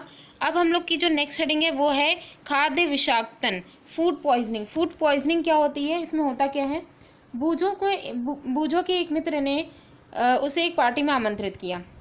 वहाँ उसने अनेक प्रकार के व्यंजन खाए और घर आने पर उसे वॉमिटिंग होने लग गई, उल्टी होने लगी। उसे अस्पताल ले जाया गया। तो जब बूझों को वॉमिटिंग होने लगती है तो उसे अस्पताल ले जाया गया। डॉक्टर ने बताया कि वह खाद्य विषाक्तन यानी फूड पॉइजनिंग के कारण होने वाली स्थिति है। तो ये जो उसको होने लगा, वॉमिटिंग जो होने लगी, ये किसकी वजह से हुई, फूड पॉइजनिंग की वजह से हुई। पहेली को आश्चर्य होता है कि भोजन विष कैसे बन सकता है, इस बात को उसे आश्चर्य होता है। तो आइए देखते हैं कि ऐसे भोजन जो है वो विष कैसे बन सकता है। सूक्ष्म जीवों द्वारा संदूषित भोजन करने से खाद्य विषाक्तन हो सकता है, क्योंकि जो फूड पॉइजनिंग होती है ये तभी होती है जब ऐसे जो है भोजन जिसमें जो है मतलब कि जो इन्फेक्टेड हो चुके होते हैं माइक्रो ऑर्गेनिज्म के द्वारा, तो ऐसे भोजन को खाने से फूड पॉइजनिंग हो जाती है। हमारे भोजन में उत्पन्न होने वाले जो सूक्ष्म जीव हैं वो कभी कभी विषैले पदार्थ भी उत्पन्न करते हैं, क्योंकि जो भोजन में जो है उत्पन्न होते हैं सूक्ष्म जीव, ये विषैले पदार्थ भी जो है उत्पन्न करते हैं, जिनकी वजह से फूड पॉइजनिंग वगैरह हो जाती है। ये भोजन को विषाक्त बना देते हैं, जहरीला बना देते हैं, जिसके सेवन से व्यक्ति भयंकर रूप से रोगी हो सकता है अथवा कभी कभी उसकी स्थिति काफ़ी गंभीर भी हो सकती है। स्थिति गंभीर होने की वजह से उसकी मृत्यु भी हो सकती है। अतः यह आवश्यक है कि हम भोजन को संदूषित होने से बचाएं। मेनली यहाँ पे यही ज़रूरी है कि भोजन जो है वो संदूषित ना हो, उसमें माइक्रो ऑर्गेनिज्म की उपस्थिति ना हो, ठीक है, वो खराब ना हो जिसकी वजह से फूड पॉइजनिंग हो। तो ऐसी सिचुएशन से फूड को बचाएं। नेक्स्ट हेडिंग है हमारा खाद्य परिरक्षण। मेनली यहाँ पे जो भोज्य पदार्थ हैं उनको हम उसको परिरक्षण कैसे कर सकते हैं, उसको सेफ कैसे रख सकते हैं कि वो फ्रेश बना रहे। तो ये देखते हैं अध्याय 1 में हमने खाद्य बीजों के परिरक्षण एवं भंडारण के रूप के उपायों के विषय में पढ़ा था। फर्स्ट चैप्टर जो था उसमें हमने ये पढ़ा था हम पके हुए भोजन का घर पर परिरक्षण किस प्रकार कर सकते हैं। पका हुआ जो भोजन है, आप जानते हैं कि खुले एवं नम स्थान पर रखी जो ब्रेड है वो कवक आक्रमण उस पर जो है जो फंजाइज जो होते हैं वो उस पर आक्रमण कर देते हैं। सूक्ष्म जीव हमारे भोजन को संदूषित कर देते हैं, ठीक है। तो ये हमारे जो भोजन होता है उसको इन्फेक्टेड कर देते हैं और संदूषित भोजन से दुर्गंध, जब ये जो इन्फेक्टेड जो भोजन होता है जब ये ख़राब होने लग जाता है तो इससे दुर्गंध आने लगती है और इसका स्वाद जो होता है वो भी खराब हो जाता है तथा रंग रूप में भी परिवर्तन आ जाता है। तो क्या भोजन का जो संदूषण है वह एक प्रकार की रासायनिक अभिक्रिया है? तो आइए देखते हैं। पहेली ने कुछ आम खरीदे परंतु कई दिनों तक के वह उन्हें नहीं खा पाई। बाद में उसने देखा कि वे सड़ गए हैं, परंतु वह जानती है कि उसकी जो दादी हैं उनके द्वारा बनाया गया जो आम का अचार है वो काफ़ी समय तक ये संदूषित नहीं होता है, जो आम का अचार है वो खराब नहीं होता है। वह भ्रमित हो जाती है कि ये जो है ऐसा क्यों हुआ। तो आइए हम ये खाद्य परिरक्षण के कुछ जो उपाय हैं उन्हें देखते हैं। तो यहाँ पे खाद्य परिरक्षण के कुछ सामान्य तरीके दिए गए हैं, उनका हमें अध्ययन करना है, जिनका उपयोग हम अपने घरों में करते हैं। हमें इन्हें सूक्ष्म जीवों से बचाव के लिए इसका जो है मतलब कि हमें यहाँ पे उपाय करना है कि हम इसे सूक्ष्म जीवों से कैसे बचा सकते हैं खाद्य पदार्थों को। तो जो पहला हमारा जो है तरीका होगा वो होगा रासायनिक उपाय। तो रासायनिक उपाय में हमें क्या करना है, इसमें सबसे पहले नमक एवं खाद्य तेल, जो तेल होगा उसका उपयोग सूक्ष्म जीव जो है उनकी वृद्धि रोकने के लिए सामान्य रूप से किया जाता है, अतः इन्हें परिरक्षक के रूप में यूज़ किया जाता है। ठीक है, तो नमक और खाद्य तेल जो है जैसे अचार वगैरह में जो आम होते हैं वो सड़ते क्यों नहीं है, क्योंकि इसमें मेनली नमक की तादाद भी होती है और उसमें तेल अच्छा खासा रहता है। तो तेल और नमक जो होता है वो सूक्ष्म जीवों की वृद्धि को रोक देता है, जिससे अचार जो है वो काफ़ी दिनों तक के चल जाता है। हम नमक अथवा खाद्य अम्ल भी यूज़ कर सकते हैं, उसका प्रयोग अचार बनाने में करते हैं, जिससे सूक्ष्म जीवों की वृद्धि नहीं होती है। जैसे यहाँ पे दिया गया है सोडियम बेंजोएट तथा सोडियम मेटाबाइसल्फाइड सामान्य परिरक्षक हैं। तो अगर देखा जाए परिरक्षकों के रूप में तो ये जो सोडियम बेंजोएट हैं, तो यहाँ पे अगर एक क्वेश्चन पूछा जाए कि जो परिरक्षक के रूप में कोई एक एग्जाम्पल बताइए, तो इसमें सोडियम बेंजोएट और सोडियम मेटाबाइसल्फाइड ये सामान्य रूप से परिरक्षक हैं। जैम एवं स्क्वैश बनाने में इन रसायनों का उपयोग उन्हें संदूषित होने से बचाता है। तो जैम वगैरह जब बनाया जाता है तो उसमें भी इन रसायनों का यूज़ किया जाता है, तो वो जो है संदूषित नहीं होते हैं, ख़राब नहीं होते हैं। ठीक है, दूसरा है नमक द्वारा परिरक्षण। नमक से परिरक्षण कैसे किया जा सकता है, सेफ जो है भोजन जो है उसको कैसे किया जाएगा। सामान्य नमक का उपयोग मांस एवं मछली के परिरक्षण के लिए काफ़ी लंबे अरसे से किया जा रहा है, ये काफ़ी समय पहले से इसका यूज़ किया जा रहा है।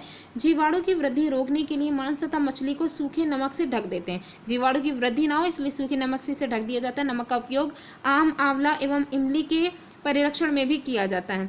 तो हमने देखा था कि जो आंवले का अचार बनाना हो या आम का अचार बनाना हो या इमली का कुछ बनाना हो तो उसमें भी नमक का यूज़ करने से उसको परिरक्षित किया जा सकता है। नेक्स्ट है चीनी द्वारा परिरक्षण।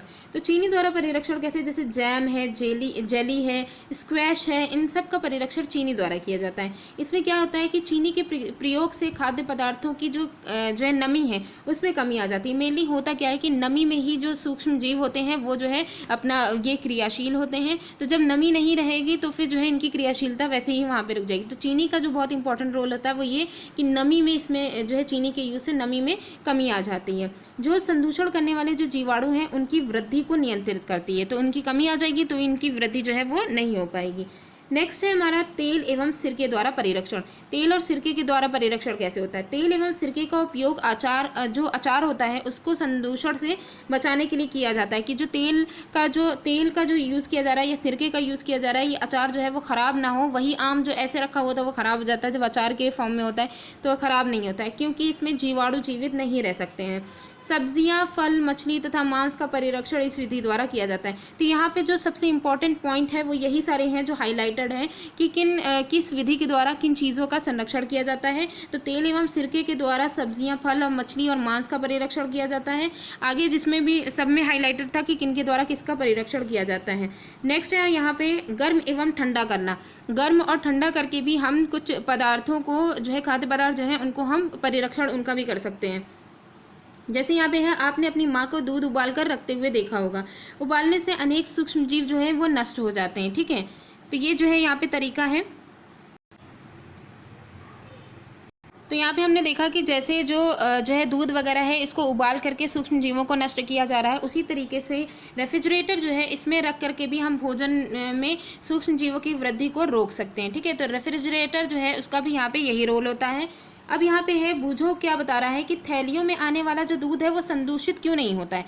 थैलियों में आने वाला जो दूध है वो ख़राब क्यों नहीं होता है, ये भी एक बड़ा रीज़न है। तो मेरी माँ ने बताया कि ये दूध पाश्चराइजेशन की जो प्रोसेस होती है वो इसमें होती है। तो पाश्चीकरण जो है इस प्रोसेस को मतलब कि इसके द्वारा जो है ये जो दूध होता है उसको रखा जाता है जिससे ये ख़राब नहीं होता है। अब क्वेश्चन यहाँ पे ये है कि पाश्चीकरण क्या है, तो यहाँ पे ये बूझो ये पूछ रहे हैं, तो आइए देखते हैं पाश्चीकरण है क्या। तो देखिए पास्चुराइजेशन जो है, इसमें पाश्चीकृत दूध को बिना उबाले इस्तेमाल किया जा सकता है, क्योंकि ये जो पैकेटों में जो दूध आता है अगर हम इसे उबालें ना तभी भी अगर हम इसको यूज़ कर ले तो ये हमारे लिए हानिकारक नहीं होगा। इसका रीज़न ये है क्योंकि ये सूक्ष्म जीवों से मुक्त होता है। ठीक है, इसके लिए क्या होता है कि ये जो दूध होता है वो 70 डिग्री सेल्सियस पर 15 से 30 सेकंड के लिए गर्म करते हैं। ये जो दूध होता है ऑलरेडी गर्म रहता है, जो कि 70 डिग्री सेल्सियस पर 15 से 30 सेकंड तक के इसको गर्म किया जाता है। फिर एकाएक और फिर उसके बाद तुरंत ही इसको रेफ्रिजरेटर में रख करके उसका भंडारण कर लेते हैं। ऐसा करने से सूक्ष्म जीवों की वृद्धि रुक जाती है। जब ऐसा कर लिया जाता है तो सूक्ष्म जीव जो होते हैं उनकी वृद्धि रुक जाती है। इस प्रक्रिया की खोज किसने की थी? लुईस पाश्चर ने की थी नामक वैज्ञानिक ने, इसीलिए इसे पाश्चुरीकरण भी कहते हैं। तो पास्चुराइजेशन की ये लाइन बहुत इंपॉर्टेंट है, इसे नोट डाउन करिएगा कि पास्चुराइजेशन जो होती है इसकी जो खोज है वो किसने की थी? लुई पाश्चर ने की थी। ठीक है, नेक्स्ट है भंडारण एवं पैकिंग। भंडारण और पैकिंग के द्वारा जो है कैसे जो वस्तुएं खाद्य पदार्थ हैं उनको कैसे बचाया जा सकता है। आजकल जैसे मेवे हैं तथा सब्जियां हैं, वो सब्जियां भी वायुरोधी सील किए गए पैकेटों में बेचे जाते हैं। ठीक है, जिससे सूक्ष्म जीवों से सुरक्षा की जाती है। तो ये आजकल जो है ऐसा हो गया है कि मेवे तो पहले से भी जो है दिए जाते थे, सब्जियाँ भी जो है अब वायुरोधी जो सील की हुई पैकेट्स होती हैं उनमें अब ये दी जाती हैं। ठीक है, अब हमारी जो हेडिंग है ये हमने ये देखा कि सूक्ष्म जीवों से हम अपने खाद्य पदार्थ जो है उनको कैसे परिरक्षित कर सकते हैं। ये सारे इसमें कई सारे तरीके हमने देखे, अलग अलग तरीके के जो खाद्य पदार्थ हैं उनके लिए यूज़ किए जाते हैं। हमारी जो नेक्स्ट और इम्पॉर्टेंट हेडिंग है वो है नाइट्रोजन स्थिरीकरण, जिसे नाइट्रोजन फिक्सेशन कहते हैं। इसके बारे में हमने 6th-7th में भी पढ़ा था और उसमें हमने ये देखा था राइजोबियम जीवाणु जो है उसके बारे में हमने ये पढ़ा था कि जो लेग्यूम पौधे यानी कि दलहन दाल वाले जितने भी पौधे होते हैं उनमें नाइट्रोजन जो है स्थिरीकरण में ये सहायक होते हैं, नाइट्रोजन फिक्सेशन ये काम करते हैं। अब हमें यहाँ पे ये याद रखना है कि राइजोबियम लेग्यूम पौधों की जो ग्रंथिकाएं नोड्यूल्स होते हैं उनमें ये रहते हैं, जैसे कि सेम और मटर जो कि एक सहजीविता है, क्योंकि इसमें जो राइजोबियम है उनको रहने की जगह नोड्यूल्स में मिलती है और वो पौधों को फायदा क्या देते हैं? उनको रहने की जगह मिलती है और उनको पोषक तत्व मिलते हैं राइजोबियम को। ठीक है, और उनको ये जो है पौधों को जो है कैसे जो है सहायता देते हैं? तो ये वायुमंडल की जो नाइट्रोजन जिससे पौधे डायरेक्ट नहीं ले सकते हैं उनका फिक्सेशन करके उन्हें जो है नाइट्रोजन के जो यौगिक हैं उनमें परिवर्तित करके पौधों को ये प्रदान करते हैं। ठीक है, कभी कभी तड़ित विद्युत द्वारा भी नाइट्रोजन का स्थिरीकरण होता है। जब बिजली कड़कती है तो इसके द्वारा भी नाइट्रोजन का फिक्सेशन हो जाता है, परंतु आप जानते हैं कि नाइट्रोजन की मात्रा वायुमंडल में स्थिर रहती है, वो उसमें फिक्स है। आपको आश्चर्य होगा कि ये कैसे संभव है। तो आइए ये जो नाइट्रोजन की मात्रा जो स्थिर है वो कैसे जो है संभव है, तो इसके विषय में हम अगले भाग में थोड़ा जो नेक्स्ट दिया गया है इसमें हम पढ़ते हैं, इसमें समझते क्या है। देखिए ये जो पिक्चर है ये लेग्यूम पौधे की जो रूट है उसकी पिक्चर दिखाई गई है। इसमें ये दिखाया गया कि नोड्यूल्स जो होते हैं वो उसमें बैक्टीरिया किस जगह पे ये रहते हैं। ठीक है, ये लेग्यूम पौधे की जड़ की ग्रंथिकाएं दिखाई गई हैं।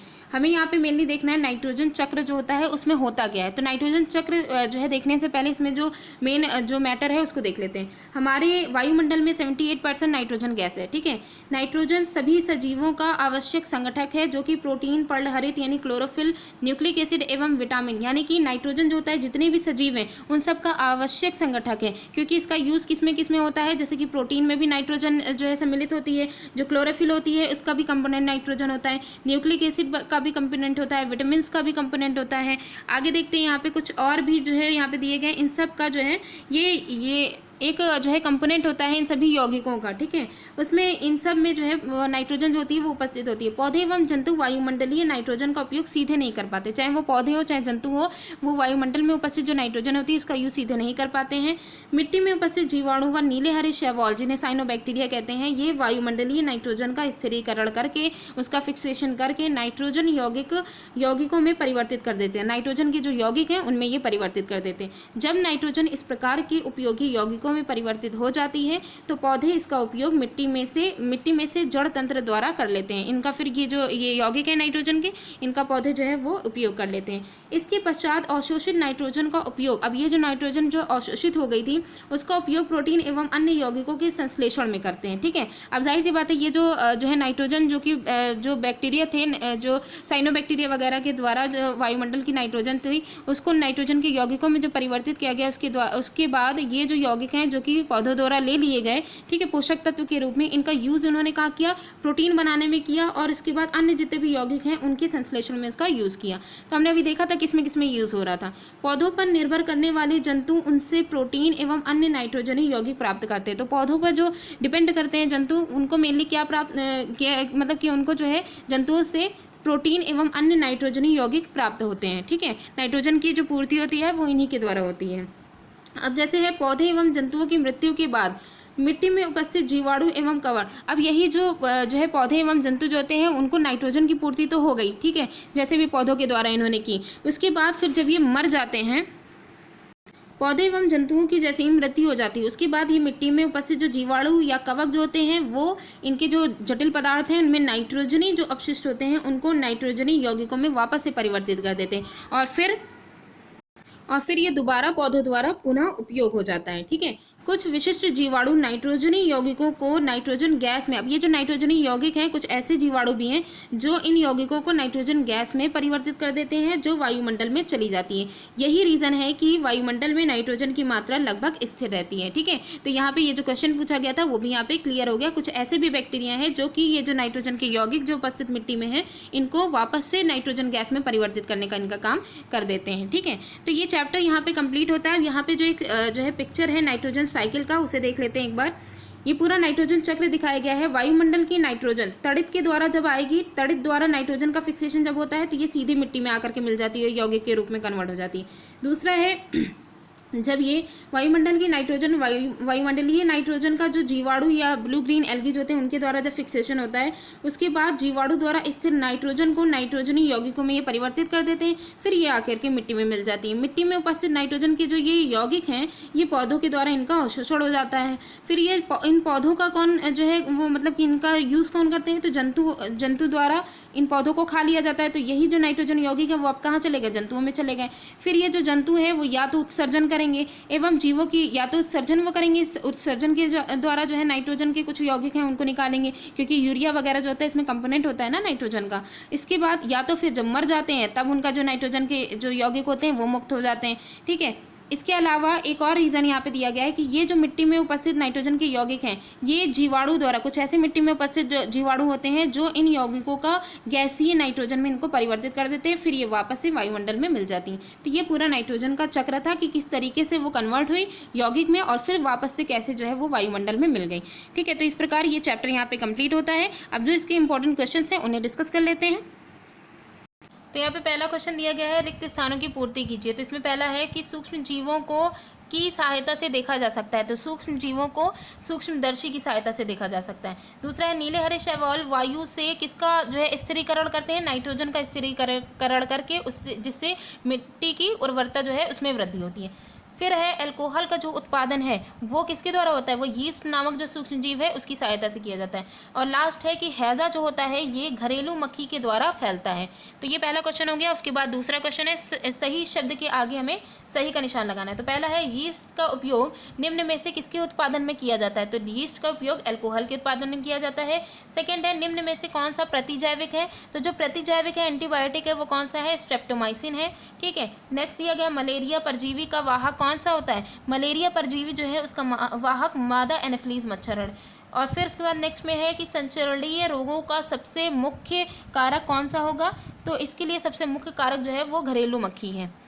नेक्स्ट में है ब्रेड अथवा इडली, ब्रेड या इडली जो है वो फूल जाती है किसके कारण, तो ये जो ब्रेड या जो है इडली जो होती है वो यीस्ट कोशिकाओं में वृद्धि के कारण जो है ये फूल जाती है। और लास्ट में दिया गया है चीनी को अल्कोहल में परिवर्तित करने का जो प्रक्रम है वो क्या कहलाता है, वो किण्वन यानी फर्मेंटेशन कहलाता है। थर्ड क्वेश्चन में है कॉलम ए को कॉलम 2 के साथ हमें मैच करना है।